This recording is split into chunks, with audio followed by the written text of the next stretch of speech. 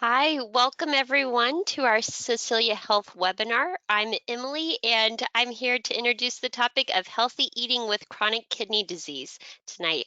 Thank you so much for coming to this webinar.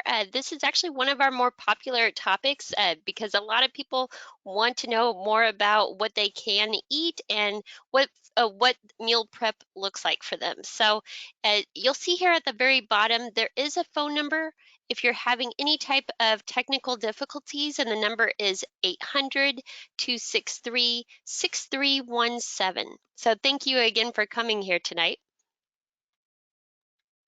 And you will see that our format includes a short presentation, and we will have some time at the end for a question and answering. And what you'll see here off to the right of your screen, there is an option where you can type a question if you have one, and we look forward to an interactive webinar. Now, as a disclaimer, we know that the information you are about to hear may motivate you to make some lifestyle changes, but please do consult your physician before making any changes to your current routine, and the Cecilia Health registered dietitian will provide strategies to help you manage your CKD. This online Q&A session is intended to give general advice, and this information is not a substitute for personal medical advice and involves the professional opinion of the Cecilia Health clinician. And a main resource for this presentation is the American Kidney Fund, and there's the website kidneyfund.org. So the dietitian who will be presenting tonight is Katie Gray. She's a registered dietitian nutritionist currently working in our chronic kidney disease program at Cecilia Health. She has 7 years of experience working with patients to prevent and manage chronic diseases like diabetes, high blood pressure, kidney disease, and obesity through nutrition and lifestyle changes. She loves helping people feel their best and understand how food can help their bodies. In her free time, Katie enjoys being outdoors, hiking, and exploring with her husband, toddler daughter, and their big dog, Louie. So thank you again, and I'll send it over to Katie. Thank you. Thanks so much, Emily. Hi, everyone. This is Katie Gray. Happy to see so many of you here tonight. And so just going over the agenda for what we'll cover. So first off, just talking a little bit about how food impacts CKD, important nutrients to think of for all stages of CKD that you're in, whether that's stage 1, stage 2 through 5. So sodium, protein, and fluids we'll talk about. And then we'll talk about some additional nutrients that we'll need to monitor when you're in stages 3 and 4 of CKD, such as phosphorus and potassium. And then at the end, we'll do a nice kind of putting it all together, talking about the summary of guidelines for each stage, and then a little bit about recipes and where to find some more resources for that. We'll end with a little talk about supplements and CKD. And then, of course, as Emily mentioned, there is time for Q&A at the end. So I definitely encourage any questions, put them in that chat box, and I'll be happy to answer them at the end. And if you do have any questions that don't get answered tonight or questions that you think of after it ends, please jot them down and you could bring that to your next call with your dietitian health coach. All right, so why is food so important for CKD? So we know pretty much everyone can benefit from making healthy food choices, but when you have CKD, there are a few more things that we need to think about. And so healthy eating is important for getting all the energy that we need to do our daily tasks, prevent infection, avoid loss of muscle mass, which can happen with CKD and also can just happen as we age as well. It can help us maintain healthy weight, which can help CKD. And the big name of the game here is really slowing down the progression of kidney disease. Once you've been diagnosed, we know, unfortunately, that we can't make huge improvements to our kidney function, but what we can do is really prevent further decline. So some nutrients that affect the kidney, as we know, there are several macronutrients, so our carbohydrates, protein, and fat, as well as micronutrients, like our vitamins and minerals, that are important to think about. And it really depends on what stage of CKD that you are in, and how closely we need to limit or monitor some of these nutrients. And so, as I mentioned, first we'll look at ones that are important, whatever stage you are in, and then we'll go to talking about CKD stages three through five um, for individuals who are not yet on dialysis. So sodium, protein, and fluids. So you may have heard of sodium. It's definitely a popular topic when talking about CKD, but also overall health, and then things like blood pressure and heart health. And so it's found naturally in many foods, but we most know it as a large part of table salt. So using the salt shaker on our cooked meals or in recipes.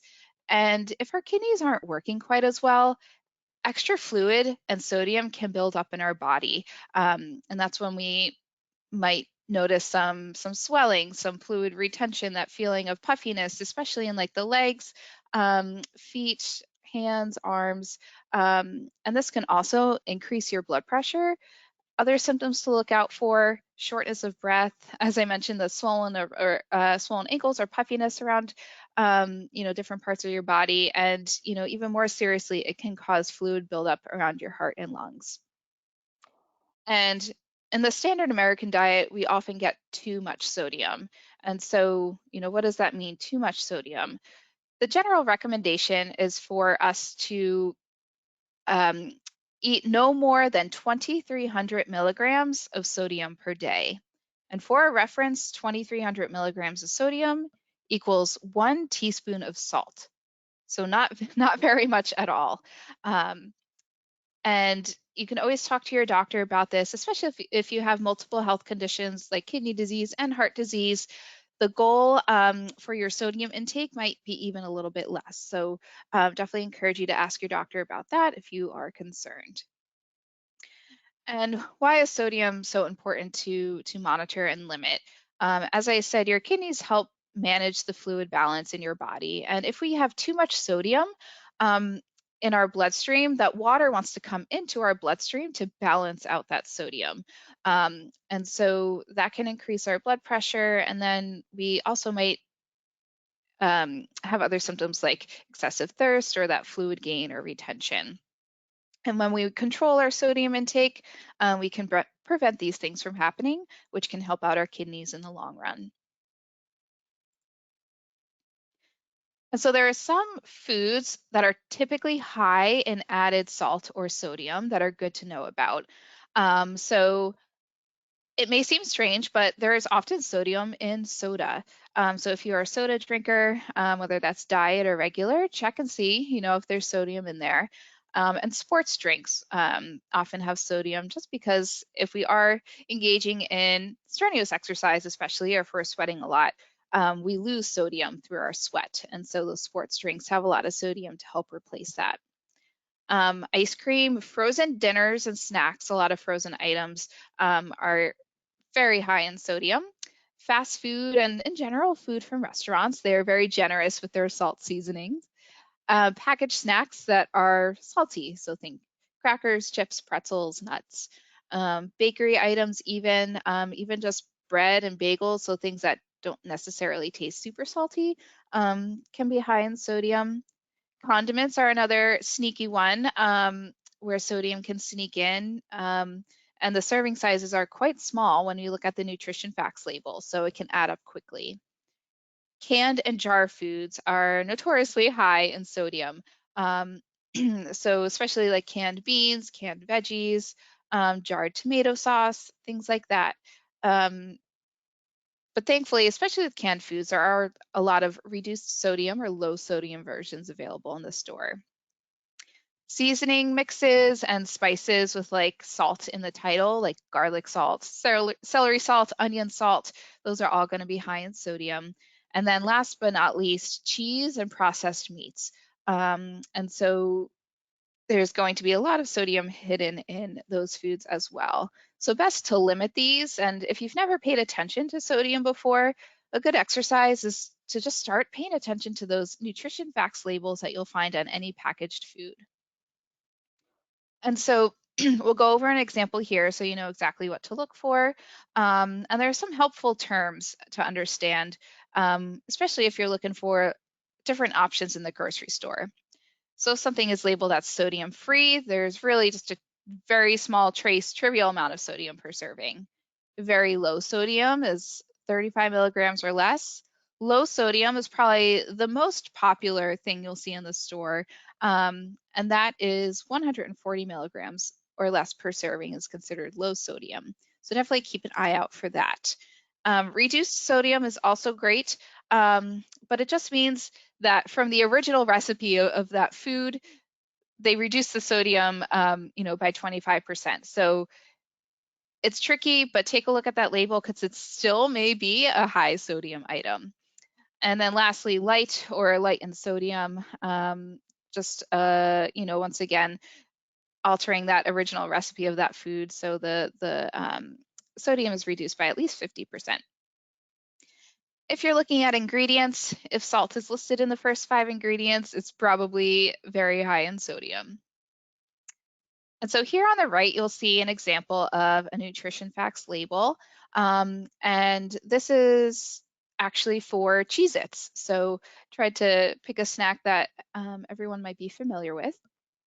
And so you'll see here highlighted in yellow is sodium. It'll be listed in the same place on every nutrition facts label. And you'll see sodium listed in milligrams. So we've been talking about milligrams of sodium here. You'll also see listed this percentage. And so if we go to the top, you'll see percent daily value. So that just means, of your kind of allotment of sodium for the day, what percentage is this food giving you? And so 2 tips here. If we're looking at the milligrams of sodium, here we'll go to the next slide. If we look at the milligrams of sodium, if we see that an item has more than 240 milligrams of sodium per serving, then that is what we consider a high sodium food. And we do always want to go back up to the top and check, what is the serving size of this food? So if we're eating Cheez-Its and we count out 25 crackers, that is what this nutrition facts label is telling you, what is in those 25 Cheez-Its. So 270 milligrams of sodium, 12% of your daily value, we would consider this a higher sodium snack. Another way to look at it too, if you look at this percentage, another kind of easy way to do it is if you see if it has 10 or more percent of your daily value, then it's probably a higher sodium item. And so, like I said, this is a good exercise if you've never kind of looked at sodium before. Even just start by taking a look at some of the items that are in your house and that you buy often, and see how much sodium is there.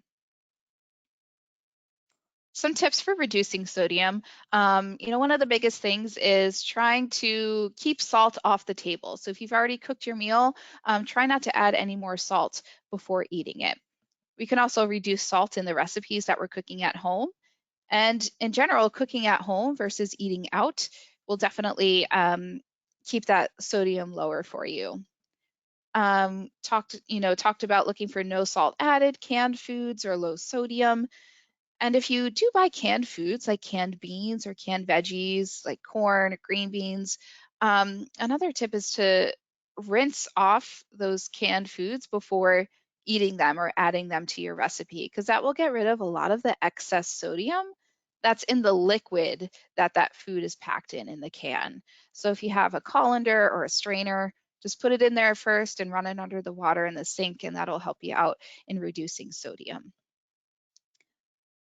If you're out to eat, trying to avoid fried foods. There's typically a lot of salt in the breading. Opting for things that are steamed or grilled.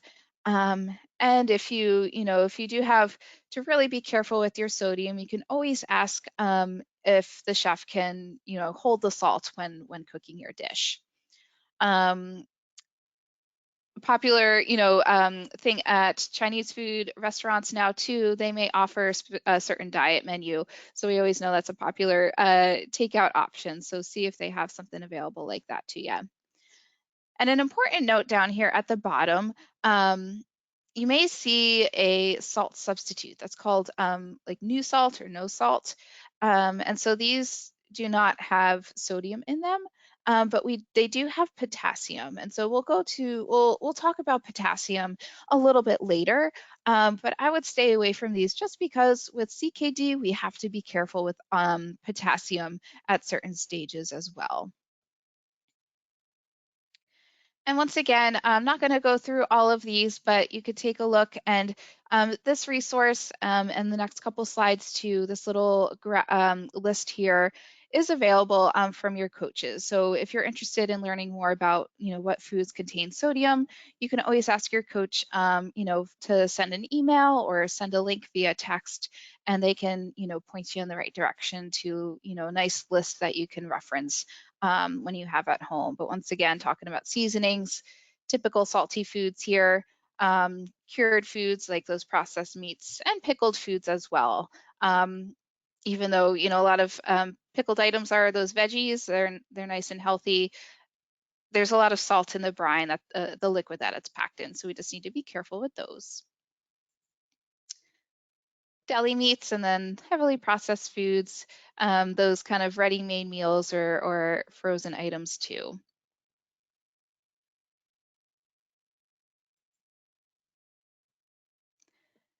Next up is protein, which is definitely a big topic when it comes to CKD. And so protein is one of our macronutrients, one of our main food groups that is essential for our body. It's made up of amino acids, which are really important for a lot of functions. And so it's used to build our lean muscle mass, to heal from injury or infection, and just in general stay healthy. And so we all need protein in our diet, but the amount that we need definitely varies by age, sex, overall health status, current weight, current activity level. So you can always ask your coach to help you calculate that. And we can get protein from animal and plant sources. And so why is protein an important topic in CKD? Well, when we eat protein, our body breaks it down and produces certain waste products that enter our bloodstream. And our kidneys' job is to remove those waste products. And so if our kidneys aren't working quite as well, they have a little trouble removing those waste products, and they can build up in our blood, which can cause unpleasant symptoms like nausea, taste changes, even weakness and loss of appetite. And so the more protein that we eat, or if we're eating a high protein diet and we have CKD, we're putting additional stress on our kidneys to work harder to remove all of those byproducts. And so this in turn can cause them to wear out more quickly, which is what we want to prevent, especially if we're in the earlier stages of CKD. And many studies have shown that, including more plant-based foods, especially those plant-based proteins, can really help slow the loss of kidney function. And so here are some ideas just for those animal versus plant proteins. So animal proteins that are, good to eat. So chicken or turkey are leaner proteins. Fish is great protein with healthy fats. Meat, so like beef and pork, um, generally recommend limiting those a little bit. But then we also have eggs as a good source of protein, and our dairy products like milk, yogurt, cottage cheese, regular cheese. And here you'll see a cooked portion of an animal protein is about 2 to 3 ounces, or if you need a visual, the size of a deck of cards, or even just kind of looking at the palm of your hand. Both in like surface area and depth, that's about 3 ounces of a protein size. And a half a cup of any dairy product is a serving. And then we have protein that we can get from plants. So namely things like beans or legumes, like lentils, split peas, nuts. So any type that you like. And then also our whole grains. So things like wild rice, quinoa, and some of our other grains that we can look to. And once again, a portion of beans or legumes is about a half a cup, and nuts is a quarter cup. And then bread is kind of like a single slice, and then rice, noodles, pasta, those other grains, about a half a cup. And so I already mentioned a little bit, we want to look for those leaner proteins. And so meaning proteins that aren't such a high source of fat. And so the ones listed here are going to be our leaner proteins to choose. And we do just want to look out for, the fat content of some of these proteins as well, just because that can contribute to things like high cholesterol or high triglycerides, which, can be a risk for heart disease. And a trick, if you are looking at, chicken and turkey, a lot of the fat is contained in the skin. So choosing skinless if we can. Um, and our plant-based proteins, soy products, there's a lot of great options there, like tofu, edamame, tempeh, and even soy milk. Um, and our leaner cuts of beef and pork generally have the word loin in it, so tenderloin or a sirloin. And on ground items, you can always look for that 90% or 93% lean as the leanest options you can generally find in the store. And if you're in stages 1 or 2 as CKD, we don't need to limit protein at this point in time. You can follow kind of the general recommendations for the average healthy adult. Um, and so for the average male, about getting at least 56 grams of protein per day, and females about 46 grams of protein per day. And this is kind of considered that recommended daily allowance and kind of what your body needs to function properly and keep that muscle mass. But when we go to CKD stages 3, 4, and 5 before reaching dialysis, this is when we do need to monitor our protein intake a little bit more. Since our kidney function has declined, we don't want to put that added stress of more protein on our kidneys to try and remove those byproducts from our blood. And so you'll see a little simple calculation here. 0.25 to 0.27 grams per pound of your body weight is a good recommendation for protein in these stages. So you'll see if you're a female weighing 132 pounds, getting 33 to 36 grams of protein could be a good range for you. And if you're curious about this and want to make sure you're calculating the right amount of protein, definitely ask your coach on your next call. And we're talking a lot about preventing our kidneys from losing function, but eventually, there are some people who get to the point where they need dialysis. And hopefully this will be none of you, but if that is, your protein needs actually increase. Just because of the dialysis process, it actually ends up removing some of your blood's protein. So it's important to make sure that we're eating enough protein to kind of help keep that fluid balance and to get those important building blocks for our body to kind of function as it should. And if you are, if you do end up in dialysis, a lot of times they have an on-site dietitian who can help you out with all of that. And lastly, fluids for any stage of CKD, and definitely even for people without CKD, is important to stay hydrated. So general recommendation, trying to get at least 8 cups or 8 glasses of water every day, or 64 ounces. And this helps your kidneys work better than if we were in a more dehydrated state. And so other fluids do count, sparkling water or carbonated water, tea, that can count towards your fluids for the day, but water is definitely best for hydrating our body. Once we're in, stages 3, 4, and 5, it is possible that your doctor might recommend that you limit fluid intake, especially if you are experiencing fluid retention or that puffiness or swelling in your extremities or in your body.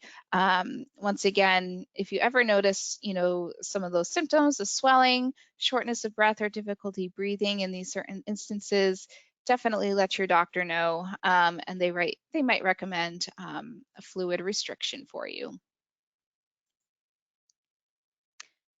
And once, if you are in stages of CKD 3 through 5, there are a couple of nutrients that we need to look at a little bit more closely. So potassium and phosphorus. And so once again, potassium is a mineral found in our body and in a lot of foods that we eat that are important for many functions, including how our muscles contract. And the interesting thing about CKD is that you can actually either be at risk for high potassium or low potassium. So it can go either way. And so having too much or too little can pose a risk. As I said, it helps control your muscle contractions. And your heart is a muscle. So especially if we are going, high or low on our potassium in our blood, that can affect how our heart is functioning. And so that's why it's important to, get that blood work done when your doctor recommends it, to keep an eye on those potassium levels and to try and keep it in, the goal range. And if you do find that you have high potassium, you may need to limit certain foods that are high in potassium, or kind of monitor how much potassium that you're getting in a day to help bring those levels into that normal range. And on the other side, if you have low potassium, you may need to start eating more of those certain foods that are higher in potassium to help get those levels back up into the normal range. As I said, almost all foods contain some potassium. And when we talk about a high potassium food, it usually has 200 milligrams or more of potassium per serving. Um, and once again, potassium is something that's going to be listed on your nutrition facts label. So if you're looking at a label and you go all the way down to the bottom, it'll list certain vitamins like vitamin D, calcium, iron, and potassium. So you can always check and see how much potassium is in the food that you're eating. And one way to avoid consuming extra potassium from foods is to avoid consuming the liquids from like canned items, those fruits and vegetables, or the juices from cooked meats. And once again, this is a resource that your coach can definitely send your way. So I won't go through, everything on this list right now, but on the left, you'll see foods that are higher in potassium, so greater than 200 milligrams in, a half a cup of fruit. So bananas, we might know, that's a high source of potassium, as well as avocados, mango, oranges, and even raisins. But then here on the right, we always want to focus on the positive and see, okay, which fruits are lower in potassium. So definitely lots of options there that are going to be lower in potassium as well. A lot of our berries, cherries, peaches, and pears, for example. And here are some of the vegetables listed out that are going to be higher in potassium and ones that are lower in potassium. So some notable ones on the left, carrots are higher in potassium, as well as peas and potatoes, and even spinach and tomato products.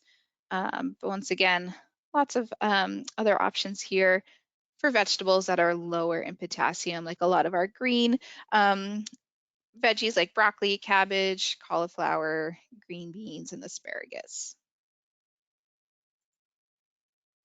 Potassium is also found in other foods like grains. So you'll see here some listed other foods, including meats like chicken and fish like salmon, are a high source of potassium. And then foods here that are lower in potassium on the right. Um, and your coach can definitely send you a list of these foods too.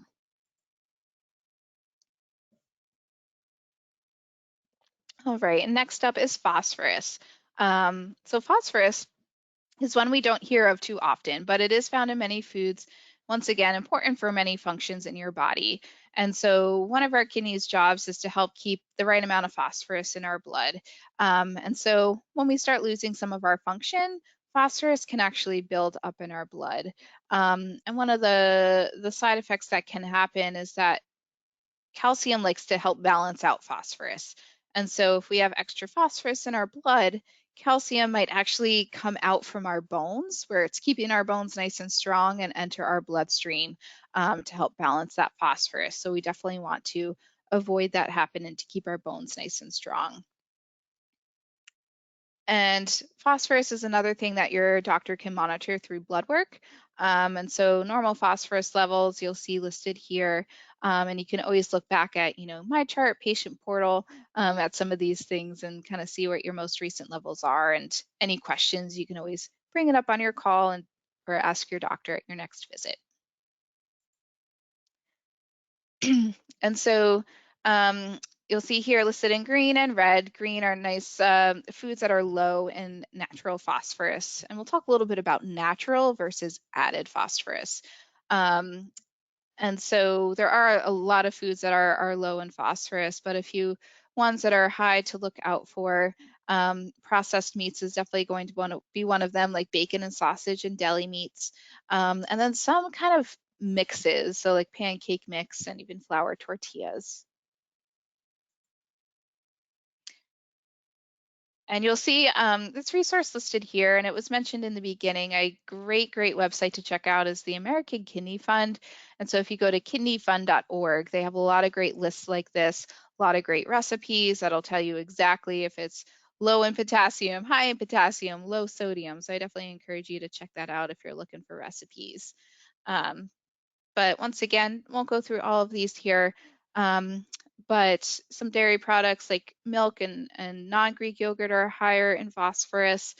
And a big one here that I like to mention and point out, which we wouldn't think is the case, but darker colored sodas like Coke, Pepsi, and Dr. Pepper, they are high in added phosphorus. So we always hear about sodas, trying to limit added sugar, but especially for those with CKD, it's also important because of this phosphorus that's added to it.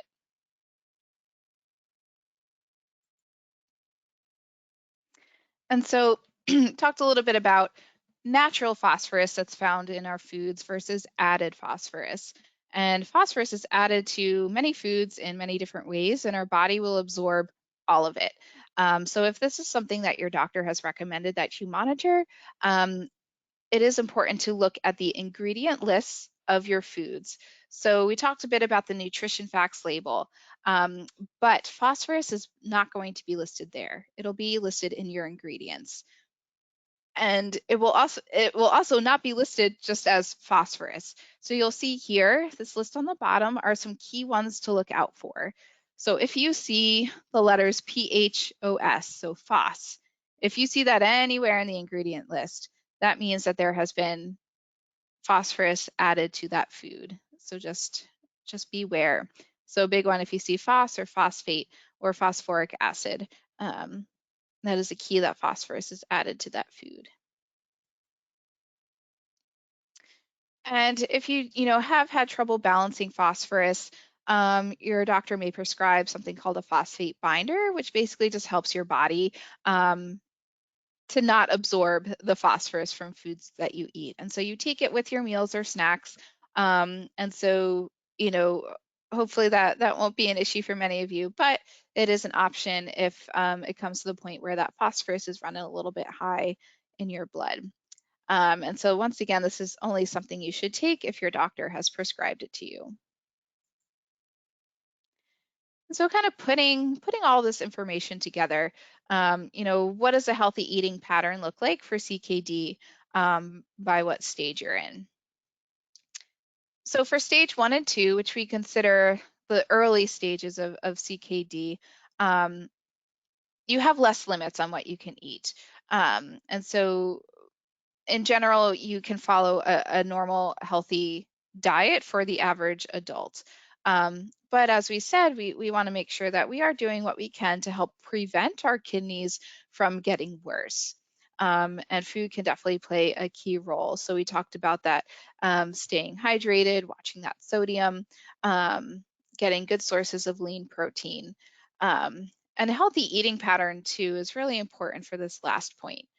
Diabetes and high blood pressure are the two leading causes of kidney disease, and they are both, diet-related conditions that we might have some control in preventing. So limiting added sugars can help prevent our risk of diabetes, and eating a diet that's lower in sodium can definitely help prevent that high blood pressure.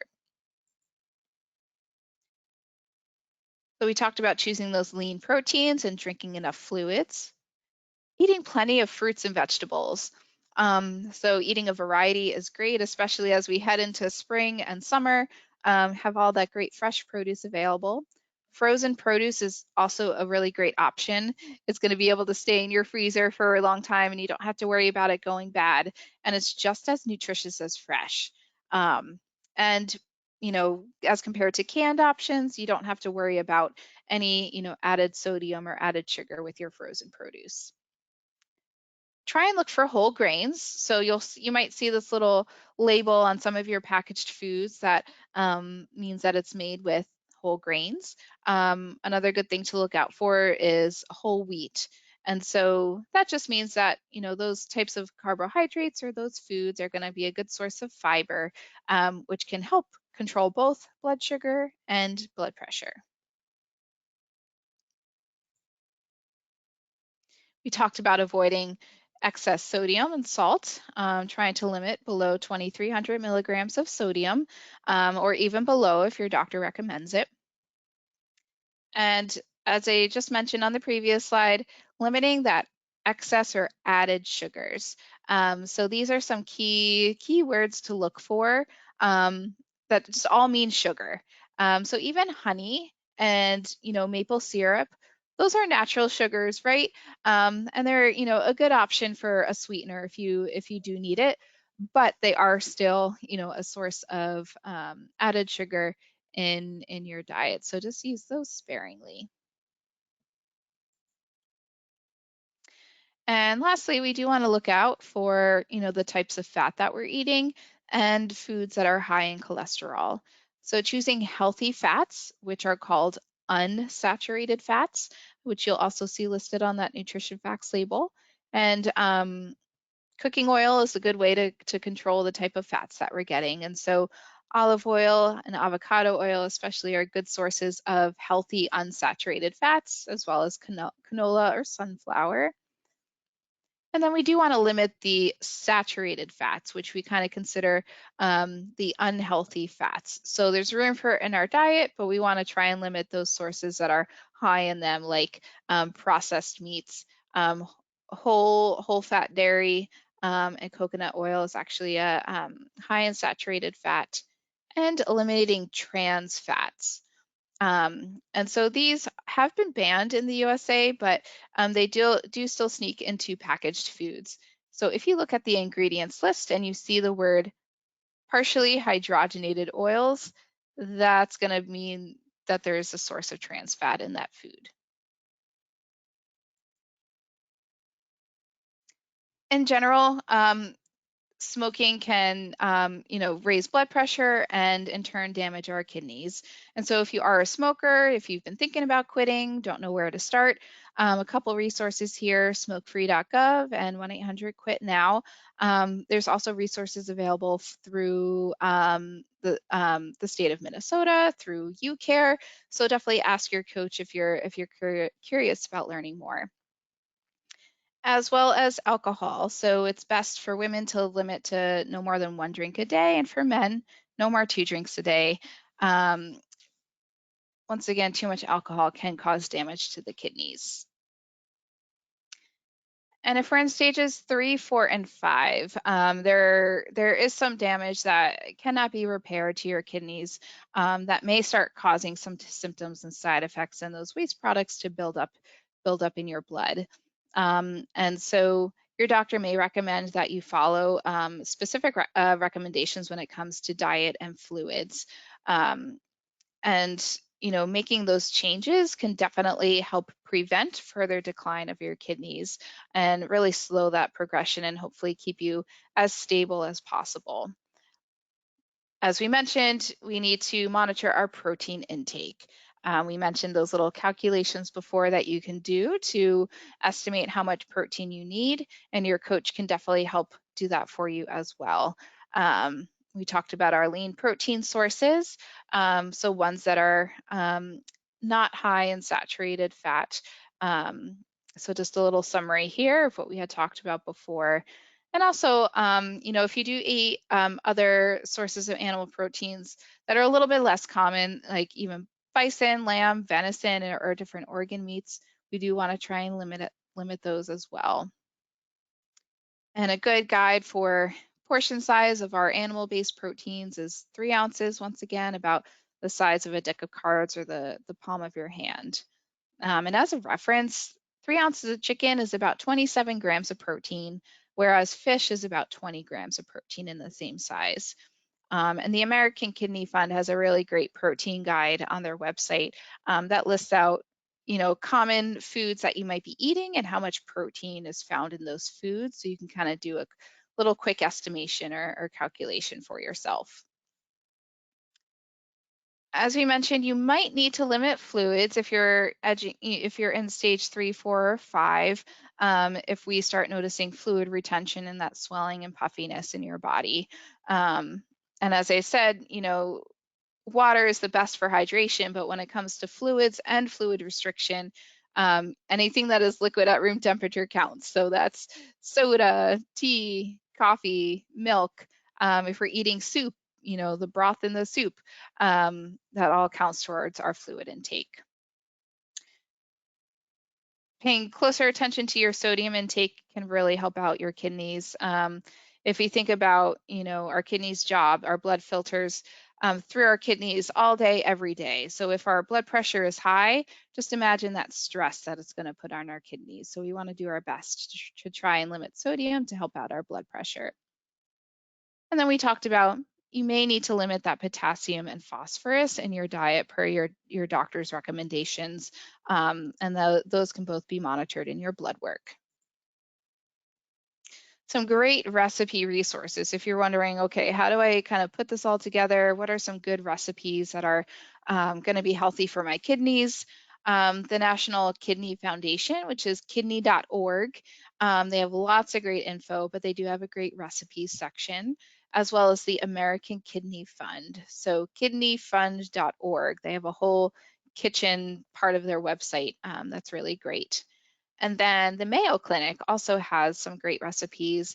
And you may also, when we talk about CKD and kidney-friendly recipes, you may also see it or hear it referred to as like a renal diet or like renal recipes. So that's just another word to look out for. And lastly, I do just want to mention supplements and CKD. A lot of people will ask, what supplements can I take to help my kidneys? Or on the flip side, what do I need to avoid?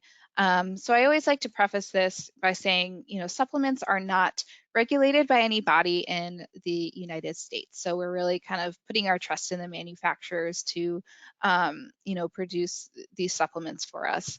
And so it's always best to ask your doctor before starting any supplements, or if you're already taking some supplements and are wondering, definitely mention them to your doctor just to make sure they're good for your kidneys and don't interact with any medications you may be taking. And so you may have heard of a B complex vitamin, and there are many B vitamins. And so this supplement will have the group of B vitamins in them. And these can often help prevent anemia or low iron levels. And this is something that can happen in CKD since our kidneys actually play a part in producing our red blood cells. So if our kidneys aren't working quite as well, that could be a possible side effect of CKD is that anemia. And a lot of our B vitamins are also part of a lot of these metabolic processes in our body to help break down our food into those parts that our body uses every day. So that can be a helpful one, as well as iron, as I just mentioned. If your doctor finds that you do have low iron levels, or anemia, they may prescribe an iron pill for you, or there's an option for an iron injection. And so once again, recommend only taking this if your provider prescribes it for you. Vitamin C is one we hear about a lot in the winter to help our immune system, and it also helps keep many of the tissues in our body healthy. It helps our wounds heal faster, as well as things just as simple as bruises, and can help, once again, prevent those infections. And so that's something that can be helpful if you have CKD, as well as vitamin D. We also hear a lot about this one in the winter, especially if we're living at some of those northern latitudes, we're not seeing the sun quite as much, which the sun gives us our vitamin D, as well as some is found in our food. Vitamin D can also help with bone health and keeping our bones nice and strong. So if you do find through blood work that you do have low vitamin D, your doctor might prescribe a supplement or even, once again, an injection for you to help get those levels up. And calcium, along with that vitamin D, helps keep your bones nice and healthy. This can be a tricky one though, so definitely talk to your doctor, before starting a calcium supplement. Just because too much calcium in our body it clumps together and forms that calcium deposits in, our heart or our blood vessels that can lead to heart disease and other events. And so we want to be careful with that. And some phosphorus binder medications that I talked about before, if you have high phosphorus, those actually contain calcium. So if we're taking a supplement on top of that, we could be taking in too much calcium. So definitely recommend talking to your doctor about that. All right, so I know we went through a lot today, and we do have the chat function in our webinar today. So if you do have any questions related to what we talked about today, or maybe something I didn't cover, please feel free to type it in the chat now, and I'd be happy to take a few questions in these last few minutes of our time together and get those questions answered for you. And as I mentioned, if you think of questions after the webinar ends, jot them down and always bring them up on your next call with your health coach or with your provider too.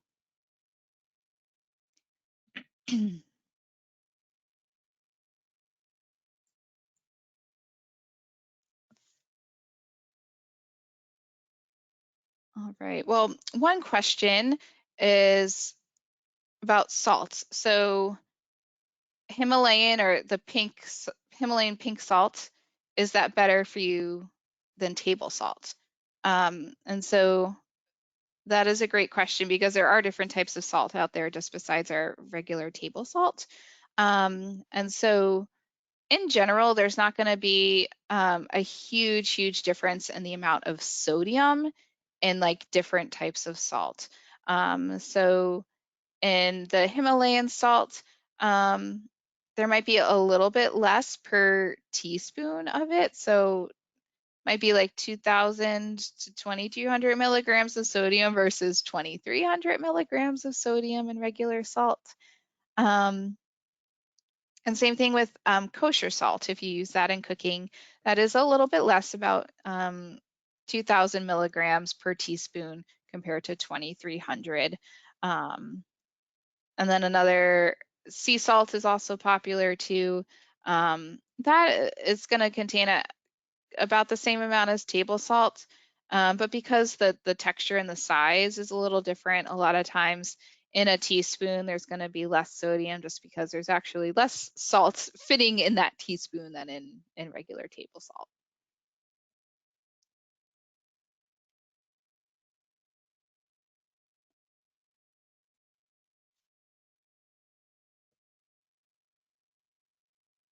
And talked about protein. How do I actually calculate how much protein I'm eating? And so if you're curious about how much protein you get in a day, there's a few different ways you can go about doing that. So if you want to try, estimating that yourself, you can use like a free nutrition tracking app or website, like MyFitnessPal or Chronometer is a popular one, as well as if you have a Fitbit, you can use that to track nutrition.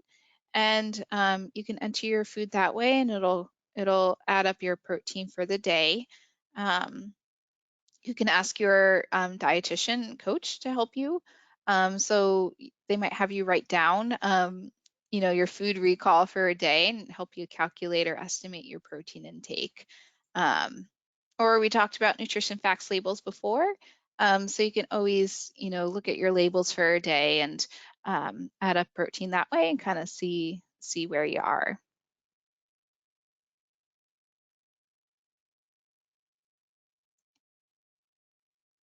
And One last thing I'll add about protein. We talked a little bit about the byproducts or waste products of protein breakdown. And so those two are called creatinine and urea nitrogen. And so these are two things that your doctor will monitor through blood work. So those are things you might have heard through some of your conversations with your doctor or your dietitian coach. And so those are the ones that we look out for when it comes to your protein intake.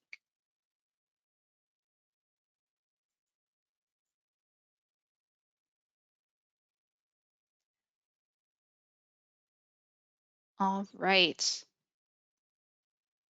Well, thank you so much, everyone, for joining today. I hope you found this helpful. Once again, any questions, please bring it to your next call with your dietitian coach or to your provider. And the session is recorded too. So if you always want to reference it again, watch another part again, you can always go back to our website and check that out. We do have a few coming up. In April on the 11th, we're talking about long-term maintenance and some of the emotional barriers that come along with CKD and having a chronic disease that you need to think about. And then in May, we're talking about CKD and diabetes. So if you have both of those conditions, this would be a great one to attend as we're talking a lot about topics that can affect both of those.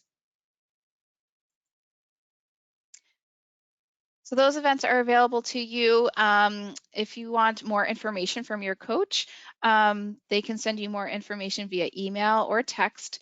So always ask them for any resources if you need them. We also have a Facebook page. So if you're on Facebook, you can check us out at Cecilia Health.